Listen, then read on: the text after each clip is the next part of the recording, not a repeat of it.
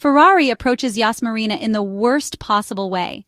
Round 24 of the 2024 Formula One season sees Charles Leclerc unfortunately facing a hefty penalty. This refers to the 10-place grid penalty issued by the FIA, as the mechanics of the historic Maranello team were forced to replace the battery pack on car number 16 after all necessary checks. A significant blow, as the Prancing Horse is battling McLaren for the Constructors Championship. Already a challenging task, this situation significantly reduces the chances of turning things around. This morning, Leclerc also took to the track. The Monegasque completed a clean session without errors, working efficiently under Riccardo Adami's guidance. His older brother ran for less than half an hour due to the aforementioned energy store issue.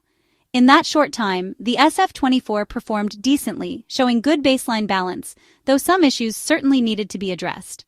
Now let's also look at how events unfolded for the two Ferrari drivers in the second free practice session for the Abu Dhabi Grand Prix. The two Ferraris hit the track, and for this initial run, Charles Leclerc and Carlos Sainz used a set of Pirelli yellow-banded tires. The setup validation continues to seek fine-tuning and maximize the car's performance. After activating the tires, they proceed with a reconnaissance lap as the sunset gradually gives way to night. A single cool-down lap follows, then the switch to engine mode 1 for maximum power on the internal combustion engine. Between the two drivers, the Spaniard interprets the track better with a more delicate approach. The track engineers provide all necessary suggestions to improve handling and manage the car. After 2 cooling laps for the tires, they go full throttle again. Carlos Sainz is forced to abort due to heavy traffic, and so is his teammate. As a result, Charles Leclerc and Carlos Sainz make another attempt on the next lap. The Monegasque improves, but the Spaniard does not. Charles Leclerc is particularly strong in Sector 1, where Turn 5 appears better managed in terms of load transfer. The work program continues to push the car's limits. Charles pushes a bit too hard and expresses concern about the floor after hitting the curbs too aggressively, requesting a vehicle check. The first stint ends with both Ferraris trailing the McLarens of Norris and Piastri, who hold 4th position.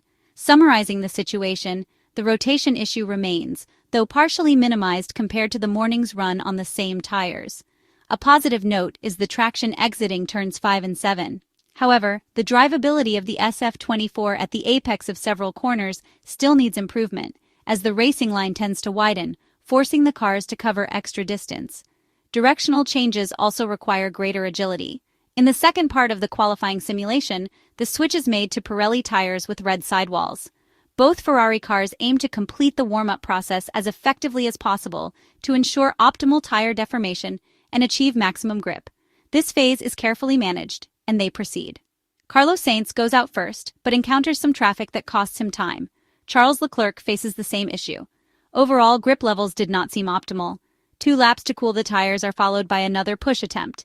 Fortunately, Charles's car has no damage to the floor. During the cool-down lap, Sainz stops in the pits for a tweak to the front-end load, while Leclerc opts to maintain the same downforce configuration. In the subsequent laps, the Ferraris make adjustments as needed. Although the balance is good, precise handling is required to deliver strong performance, which is not yet at the desired level. The Ferraris return to the garage, awaiting their final run of the day. It seems suspension adjustments will be made to improve performance. Discussing this run, the tires struggled to reach their target temperature. However, once activated, the result in Turn 5 was significantly better, hitting the apex without suffering from oversteer on exit. Additional work appears necessary for corner preparation, as demanding too much from the front end on this track is proving uncompetitive. In the final part of qualifying, around 15 minutes, the two Ferraris returned to the track on medium tires for a race pace simulation. With a high fuel load, the Ferrari cars exhibit fewer drivability issues. Partly due to reduced cornering speeds, the SF24 becomes more manageable, allowing the drivers to focus more on their pace. Comparing to McLaren at this stage is not straightforward.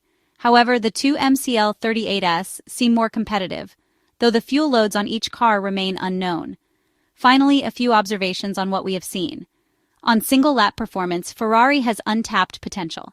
Fine-tuning is needed, though. Regarding race pace, adjustments to the setup seem necessary to optimize performance, which is still not at McLaren's level.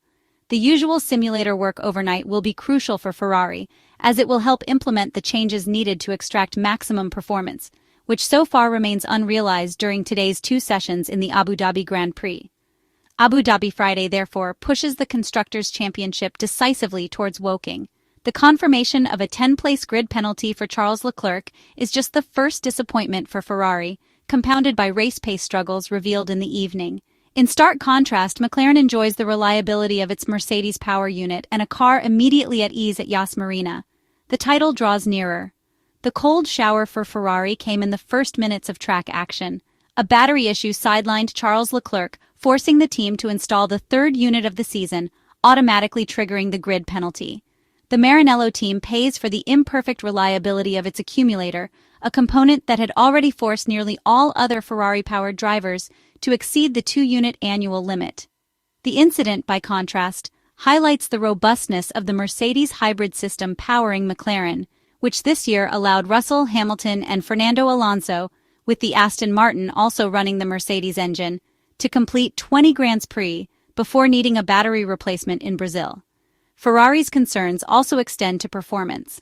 Both cars lagged in qualifying simulations, struggling again with tire preparation during the outlap, exacerbated by traffic. "The preparation is terrible. We need to start earlier," reflected Charles Leclerc over the radio. Unfortunately for Ferrari, the situation didn't improve in race simulations, showing the weakest pace among the top teams, barely matching Verstappen's times. In Abu Dhabi, Ferrari suffered its first real misstep with setup since July, coming just hours after Leclerc praised the team's excellent weekend execution.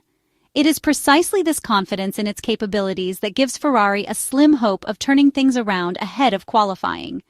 For McLaren, the start could not have been better. Oscar Piastri and Lando Norris excelled on single-lap pace, pulling half a second clear of the best of their rivals, represented by a surprisingly strong Haas. The Woking team appears to be replicating its Qatar strategy, emphasizing higher-than-average aerodynamic downforce, as evidenced by slower straight-line speeds.